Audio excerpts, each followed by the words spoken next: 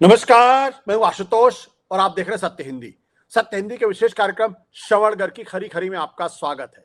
यह हमारा वो कार्यक्रम है जिसमें देश के जाने माने पत्रकार संपादक श्रवण गर्ग जी अपनी तीखी टिप्पणी करते हैं मौजूदा राजनीतिक माहौल पर, और उनकी तीखी टिप्पणियों से ना तो सत्ता पक्ष बचता है ना ही विपक्ष, और दोनों ही तिलमिला के रह जाते हैं।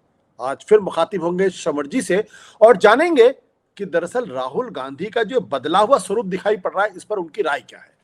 दरअसल मामला यह है कि दिल्ली के अंदर राहुल गांधी एक रैली को संबोधित कर रहे थे, दलितों पिछड़ों की थी, और उसमें उन्होंने प्रधानमंत्री नरेंद्र मोदी के बारे में बड़ी दिलचस्प टिप्पणी की। उन्होंने ये कहा कि प्रधानमंत्री नरेंद्र मोदी में कोई दम वम नहीं है, all show no substance, all show no substance. प्रधानमंत्री नरेंद्र मोदी, जिनके बारे में कहा जा रहा है कि गुजरात के मुख्यमंत्री बनने के बाद वो लगातार चुनाव जीत रहे हैं और कोई चुनाव नहीं हारे, और शायद पहली बार उनको झटका भी लगा है 2024 के लोकसभा के चुनाव में। जो आदमी इतने चुनाव एक साथ जीता हो, 3 बार का मुख्यमंत्री और 3 बार के प्रधानमंत्री, जिन्होंने लगातार प्रधानमंत्री बने रहने का इंदिरा गांधी का रिकॉर्ड तोड़ा हो, उसके बारे में राहुल गांधी की ये टिप्पणी के क्या अर्थ है?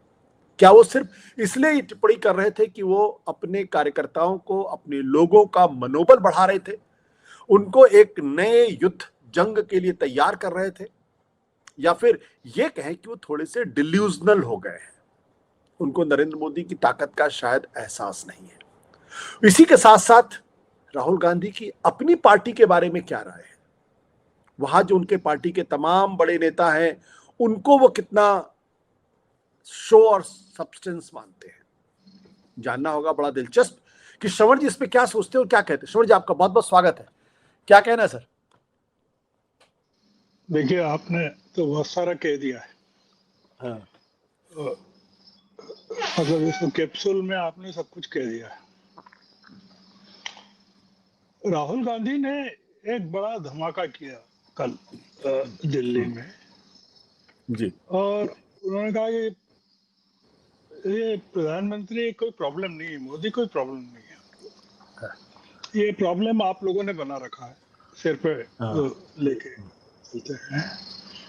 वो 2-3 बार मोदी से मिलने के बाद समझ गए कि उनमें कोई दम नहीं है।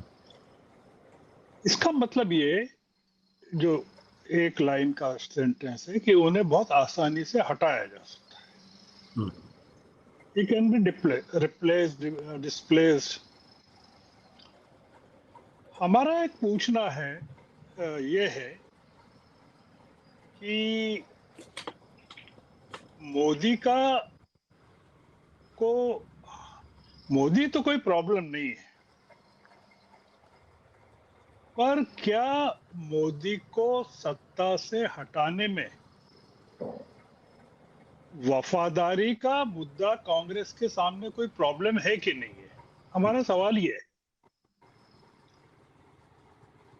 क्योंकि वफादारी वो एलिमेंट है जो मोदी को सत्ता में बनाए रखने की सबसे बड़ी ताकत के रूप में उभरा है। खासकर धनखड़ एपिसोड के बाद अगर आप देखें तो ऐसा लगा है कि ये वफादारी का एलिमेंट है, उसको मोदी जी अपनी ताकत बनाना भी चाहते हैं, बनाए रखना भी चाहते हैं। हमारा ऐसा मानना है, या कई लोगों का मानना है, कि जो वफादारी का एलिमेंट मोदी जी के लिए ताकत है खुद को बनाए रखने में, वो एलिमेंट राहुल गांधी के लिए कांग्रेस की सबसे बड़ी कमजोरी है, मोदी को हटा पाए। हम ये सब मानते हैं। हम इस पूरे बातचीत में केवल कांग्रेस और बीजेपी की बात करना चाहते हैं। वो इसलिए करना चाहते हैं कि दूसरे दलों में जितने विपक्षी दल हैं, या तो वो अपनी मसल पावर के दम पर सत्ता में है, या पारिवारिक तानाशाही के दम पर है। मतलब आप कोई भी मेजर पॉलिटिकल पार्टी को ले लें तो उसमें कोई इस तरह का एलिमेंट, डेमोक्रेटिक एलिमेंट जो परिवार से अलग हो, वो बहुत दिखता ही नहीं है, आमतौर से नहीं दिखता है। और जो बीजेपी का जो स्ट्रक्चर है, मतलब वर्तमान जो स्ट्रक्चर है, वो स्ट्रक्चर पूरा का पूरा पिछले जो स्ट्रक्चर्स रहे हैं बीजेपी में, अटल जी के समय, आडवाणी जी के समय और लोगों के समय, उससे पूरी तरह अलग है। क्योंकि उस समय असहमति या डिसेंट उसको जगह थी पार्टी में। मतलब वफादारी की डेफिनेशन उस समय व्यक्ति के प्रति नहीं थी, बीजेपी के प्रति या जनसंघ के प्रति या आरएसएस के प्रति थी। आज की बीजेपी का जो हॉलमार्क है वो ये है कि मोदी जी के प्रति वफादारी, और पार्टी का जो नेतृत्व है उस समय था बीजेपी में, वो असंतुष्टों से खौफ खाता था। आज पूरी की पूरी पार्टी मोदी जी से खौफ खाती है। तो मुद्दा यह है कि जिस चीज को मोदी जी ने अपनी ताकत बना रखा है, और हम जिस कांग्रेस को आज देखते हैं कि जिसको राहुल गांधी कह रहे हैं कि मोदी कोई प्रॉब्लम नहीं है, तो हम ये समझना चाहते हैं कि जिस कांग्रेस को राहुल गांधी लीड कर रहे हैं, अनौपचारिक रूप से कहें क्योंकि खड़गे जी उसके अध्यक्ष हैं, पर पर्दे के पीछे कहें या पीछे से बैकडोर से जिसको लीड कर रहे हैं, वो कांग्रेस तो इंदिरा गांधी की नहीं है और नेहरू की भी नहीं है, वो राजीव गांधी की हो सकती है। इसका कारण मैं ये बताता हूँ कि जो लोग कामराज योजना को जानते हैं, पढ़ा हो कभी, सिंडिकेट इंडिकेट को जानते हो, या कांग्रेस का डिवीजन क्यों हुआ था 1969 में उसको जानते हो, उनको पता है कि इंदिरा जी की कांग्रेस क्या थी और मोदी जी ने इंदिरा जी की कांग्रेस को बीजेपी में कैसे ट्रांसलेट कर दिया है। लगभग, पूरी तरह से नहीं, पर लगभग किया है। इंदिरा जी भी असहमति और अनुशासनहीनता के खिलाफ थी। अब मैं जिस मुद्दे पर आना चाहता हूं वो ये कि राहुल गांधी ने 3-4 बातें कही, अभी गुजरात भी गए थे तब भी कही, इस वाली गुजरात यात्रा में नहीं, पहली वाली में उन्होंने कहा कि कांग्रेस में बीजेपी के स्लीपर सेल्स हैं और कांग्रेस को इंदिरा जी के जमाने की कांग्रेस बनाना है, ये उन्होंने कहा। उसके बाद जो सब्सिक्वेंटली उन्होंने कहा कांग्रेस की कमजोरियों के बारे में, कांग्रेस में बारात के घोड़ों को रेस में जोत दिया जाता है और रेस के घोड़ों को बारात में लगा दिया जाता है। हाल में उन्होंने एक एलिमेंट और जोड़ दिया कि कांग्रेस में कोई लंगड़े घोड़े भी हैं, ये उन्होंने एक नई बात कही।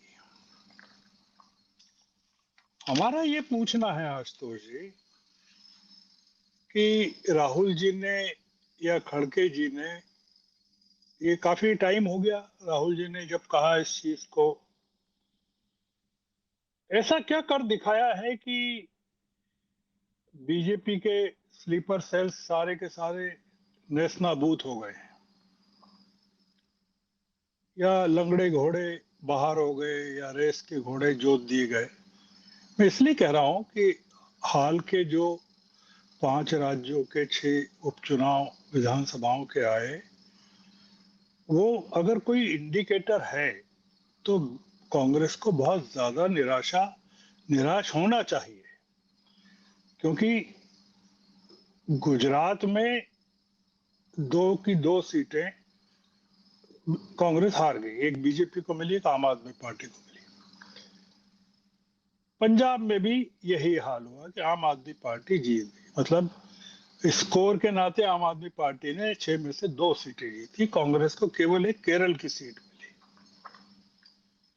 मैंने कहा जैसा कि उन्होंने स्लीपर सेल्स की बात गुजरात में कही थी और खूब तालियां बजी थी। दूसरा मुद्दा ये कि कांग्रेस में अभी भी 2025 में भी वो तमाम विभूतियां शोभायमान हैं जो 2019 में के लोकसभा चुनाव, 2023 के विधानसभा चुनाव और 2024 के लोकसभा चुनाव में उत्तर भारत में, मैं दक्षिण की बात नहीं कर रहा, उत्तर भारत में जो कांग्रेस के स्टेट्स रहे हैं वहां कांग्रेस के डिबेकल के लिए जिम्मेदार है, मतलब responsible. They are still there, और वो अभी भी मंच पर या कांग्रेस के प्लेटफॉर्म्स पर they are very much present. Dhankhar episode का जो ट्रिगर था यही था जो चर्चा में है कि there was a breach of loyalty, वफादारी में संदेह उत्पन्न हो गया। हालांकि डेमोक्रेटिकली स्पीकिंग, प्रजातांत्रिक मूल्यों के संवैधानिक मापदंडों के आधार पर अगर कहें तो धनखड़ कोई ऐसा काम नहीं कर रहे थे जो गैर संसदीय हो, गैर संवैधानिक हो, असंवैधानिक हो, अलोकतांत्रिक हो या बीजेपी के खिलाफ हो। वकील थे इसलिए कर भी नहीं सकते थे। और आज जो ये संघवी जी की प्रेस कॉन्फ्रेंस हुई उसमें अभिषेक मनु सिंघवी की, उसमें भी उन्होंने पूरे घटनाक्रम को खोल के रख दिया कि उस दिन क्या हुआ था। इसके बावजूद जो उन्होंने बताया, संघवी जी ने भी बताया, और जो साफ हुआ है कि उन्होंने जो किया धनखड़ साहब ने, वो प्रधानमंत्री ने अप्रूव नहीं किया कि इससे विपक्ष को अपर हैंड मिल रहा था जस्टिस वर्मा के इम्पीचमेंट के मामले में। ये भी चर्चा में अभी एक दो दिन पहले आया है कि दो मंत्रियों को जब उन्होंने मोशन स्वीकार कर लिया विपक्ष के 63 सांसदों का, तो उसके बाद दो मंत्रियों ने धनखड़ साहब से बात भी की और कुछ नतीजा नहीं निकला। हमारा ये कहना है कि कांग्रेस में तो इस तरह के बहुत सारे किस्से हैं जो चलते रहते हैं। हम अगर राजस्थान के विधानसभा चुनाव से चलें, गहलोत साहब का चैप्टर और सचिन पायलट का चैप्टर से चलें और अभी पहुंचे केरल तक, तो शशि थरूर अभी वही काम कर रहे हैं एलिजेडली, कथित तौर पर। जो फर्क हुआ है थोड़ा बहुत वो ये हुआ कि उपचुनाव जब हुआ केरल में, तो उनको चुनाव प्रचार के लिए, उपचुनाव में उप प्रचार के लिए उनके उसकी लिस्ट में नहीं थे, स्पीकर्स की लिस्ट में। पर वो हो भी नहीं सकते थे क्योंकि उसी समय मोदी जी ने उनको अमेरिका और ब्राजील, कोलंबिया वगैरह भेज दिया था। अब ये हो रहा है कि केरल में उपचुनाव, केरल में विधानसभा चुनाव है अगले साल, और उसमें थरूर को शामिल नहीं किया जा रहा है। और थरूर बीजेपी के प्रवक्ता की तरह लगातार काम कर रहे हैं। तो इसका क्या मैसेज जा रहा है पूरी पार्टी में? जैसे कि गुलाम नबी आजाद रहे और जम्मू कश्मीर में चुनाव भी हुए। राहुल बार बार दोहराते हैं कि वे एक नई कांग्रेस का निर्माण करना चाहते हैं। वो कुछ समय दिखते भी हैं करते हुए कि भाई ब्लॉक लेवल पर वो कांग्रेस को नए सिरे से ऑर्गेनाइज कर रहे हैं, नियुक्तियां करवा रहे हैं ब्लॉक लेवल पर, प्रदेश अध्यक्ष बदले हैं उन्होंने। हमारा केवल ये है, हम जो एक पूछना चाहते हैं एज एन इंडिपेंडेंट ऑब्जर्वर, कि वो जो कर रहे हैं, नई कांग्रेस बनाना चाहते हैं या दिखाना चाहते हैं, उसका मॉडल क्या होगा। मतलब जो मॉडल, उसी मॉडल पे वो चलना चाहते हैं कि ये लोग बने भी रहें और वो नई कांग्रेस भी बना लें। ये मॉडल है कि ठीक है भैया, आप भी पड़े रहिए, हम आपको पूछ नहीं रहे, पर नई कांग्रेस बना रहे हैं, या कोई नई कांग्रेस बना रहे हैं। तो दो मॉडल्स हैं नई कांग्रेस बनाने के। वफादारी का मुद्दा दोनों में अहम है। Loyalty loyalty towards individual plus organisation Congress में, लॉयल्टी टुवर्ड्स इंडिविजुअल बीजेपी में। इंदिरा जी का जो मामला था वो जीरो टॉलरेंस था वहां भी लॉयल्टी के मामले में, पर वो कांग्रेस को मजबूत करती थी डेमोक्रेटिक स्टाइल में। उनके साथ प्रजातंत्र बड़ी शर्त थी। मोदी जी की जो स्टाइल है वो जीरो टॉलरेंस की है, वो पर्सनल लॉयल्टी का मामला है और डेमोक्रेटिक नहीं है, मतलब वो बहुत ज्यादा ऑटोक्रेटिक है। हमारा एक ऑब्जर्वेशन ये है कि राहुल अपनी इमेज को लेकर बहुत ज्यादा कॉन्शियस है। मतलब इमेज से मतलब ये कि भारत जोड़ो यात्रा ने उनको, वो जो एक नेता जिस तरह का बनाया, उसके कारण क्या हुआ कि वो उस इमेज से बाहर हो गए जो एंग्री यंग मैन की थी, कि मनमोहन सिंह अमेरिका में है और उन्होंने उस कैबिनेट की, उनकी कैबिनेट के प्रस्ताव को पब्लिकली फाड़ दिया था। अब वो इस चीज को जरूर फाड़ रहे हैं, जो इंटीग्रल जो रिवीजन हो रहा है उसका जो कागज है वोटर्स रिवीजन का, उसको जरूर फाड़ रहे हैं, पर ये वो वाला फाड़ना नहीं है। दूसरा मुद्दा ये है कि राहुल गांधी ये तय नहीं कर पा रहे हैं। हमारा ऐसा मानना है कि कांग्रेस को अनुशासन में लाने के लिए उनको इंदिरा गांधी का मॉडल चाहिए, करना चाहिए, या नरेंद्र मोदी का मॉडल, क्योंकि दोनों अनपॉपुलर बनाते हैं। मतलब कांग्रेस में तो हड़कंप मच जाएगा कि अरे मोदी की बीजेपी की तरह कांग्रेस को बना रहे हैं। मतलब ये, अगर आपको बीजेपी की स्टाइल में समझाना हो तो जो कुरुक्षेत्र के मैदान में अर्जुन के सामने प्रॉब्लम थी कि वो अपने भाइयों पर बाण कैसे चलाएं, वो मामला है कि इंदिरा जी के प्रति जो, या सोनिया जी के प्रति जो लोग वफादार रहे या अभी भी बने हुए हैं पार्टी में, उनको कैसे बाहर निकालें, हाशिए पर लाएं, पब्लिकली रिप्रिमांड करें। कुल मिला के आशुतोष जी, मुद्दा ये है कि जिस फेज में कांग्रेस है और मोदी जी हैं अब, और मोदी जी जिस मोड में जाने वाले हैं एक तगड़े फेज में, राहुल गांधी को किसी मॉडल का तो तय करना पड़ेगा, ऐसा लगता है। वो कर रहे हैं, पर उसको एग्रेसिवली करके दिखाना पड़ेगा। वो ऐसे नहीं चल सकता कि वो कुरुक्षेत्र में भी हैं और मुंह कृष्ण की तरफ लेके खड़े हुए हैं। तो अभी वही दिख रहा है, जो दुविधा है कि कमलनाथ का क्या करें, गहलोत का क्या करें, फलाने चिंजी थरूर का क्या करें, ये उनके साथ इश्यू है। आखिरी बात मैं कह रहा हूं कि आंध्र को और उड़ीसा को भी अगर जोड़ लें साउथ में, जहां की कांग्रेस कुछ नहीं है, जीरो है, 150 सीटें हैं पूरे साउथ की, जो 7 स्टेट्स है। 150 भी मिल जाए कांग्रेस को तो भी मोदी जी को नहीं हटा पाएंगे।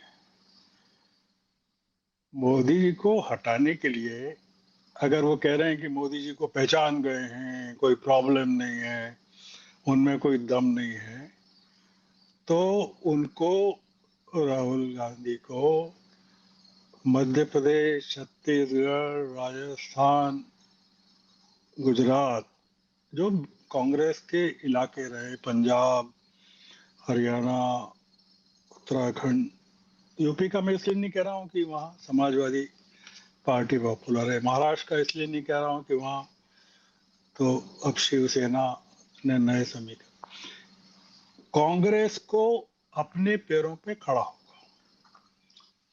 मोदी जी ने एक बार कहा था, मैं केवल उस बात से खत्म कर रहा हूं, उन्होंने कांग्रेस को परजीवी कहा था।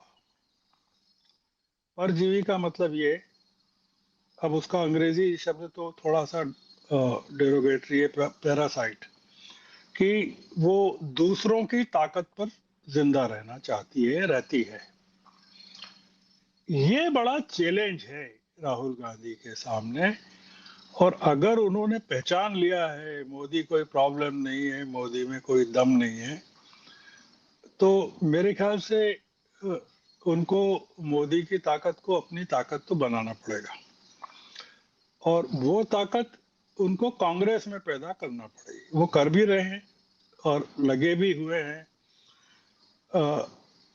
नीचे के स्तर पर लगे। उसका पहला टेस्ट उनका बिहार में होगा, सबसे बड़ा टेस्ट जो चुनाव होंगे उसमें होगा, और सब्सिक्वेंटली बहुत सारी जगहों पर होगा। तो मैं अपनी चर्चा को आशुतोष जी यहीं खत्म करता हूँ। आपके 3-4 मिनट मैंने ज़्यादा ले लिए, पर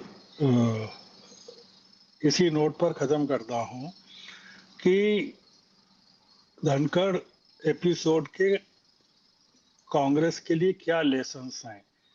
अगर राहुल गांधी ये मानते हैं कि मोदी कोई प्रॉब्लम नहीं है, तो मैंने उसको बताया कि ये लेसन्स है और ये प्रॉब्लम है। तो एक विचार है आपके दर्शकों के लिए। तो आज की चर्चा इसी नोट पर खत्म करते हैं जी। Thank you sir, thank you sir, thank you sir.